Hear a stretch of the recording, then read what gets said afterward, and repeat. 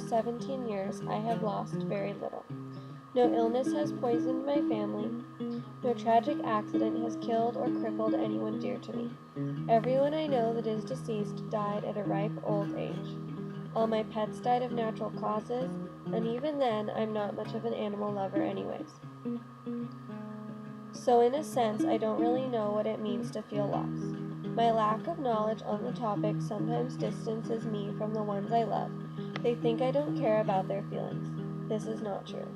In reality, I simply lack life experience to compare to, and therefore don't know how they are feeling. I try to be compassionate and support them in their time of need, but when it comes to a lost one, I just don't know how. Within the past year and a half that I have been with my boyfriend Jared, I have learned more about what it means to feel loss than I have ever known. Although I still haven't experienced it firsthand, I have been able to feel it secondhand through our intimate conversations about the loss of his dad, his horse, and his close friend. Through him, I see death and what it is to be alive in a new life. When Jared was 4, his father was diagnosed with a rare bone marrow cancer called multiple myeloma. His parents decided not to tell him or his brother for fear of tainting their childhood prematurely. But they eventually found out when a neighborhood kid yelled, "Your dad is going to die." The years leading up to his death became progressively more and more traumatic, and in the last 2 years of John's life, the family moved to LA to live in a hotel while John fought in the hospital. He died in 2006 when Jared was 11. His death was extremely tragic for the Wilson family, who lost a father and a husband, and the mountain community who loved him and his veterinary skills. The worst part for Jared was the responsibility left of a sick and grieving mother and a 9-year-old brother who simply was too young to understand. Within the year of John's death, Jared spent most of his time at Bear Creek Stables with his horse, Star. An Arabian Appaloosa and Jared's best friend. His whole life, up until this point, had been consumed by the constant turmoil of his father's illness. And now, in the wake of it all, he did not have much left. The horse ranch was his only solace from the real world, where he had to be the man of the house at age 11. He loved Star more than anything and spent as much time with her as he could.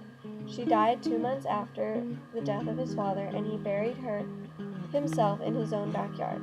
Such sudden deaths sent Jared into recklessness, and he felt as if his sense of self and connection to the world was gone. He had no interest in committing to anything or becoming vulnerable with another living thing due to the fear of losing everything again.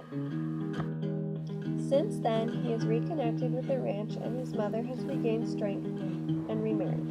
His brother is a sophomore in high school, and Jared will be graduating in a few short weeks. On the outside, things are looking up, and hopefully they are. But there is still so much pain and brokenness that is present below the surface. Now, just last weekend, his best friend from elementary school killed herself.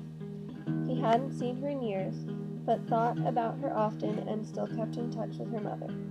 She was going to come to his graduation party. In his mind, he still sees her as a little girl. He can't do anything to help her now, but he desperately regrets not staying connected with her.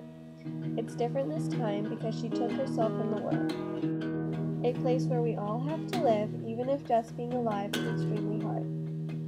She was such a precious person, and it is hard for him to continue having faith in the people around him. His memories have taught me a few things, but the most important is to dedicate yourself to those around you. Even though he was not able to say goodbye to his dad the way he wanted to, or be there for his friend in her time of need, he gives himself completely to those who can. I respect him for this immensely.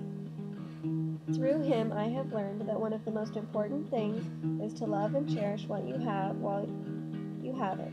And even though things happen that are horrible, you have to keep loving and giving, because when it's all said and done, that's the only way to really live life.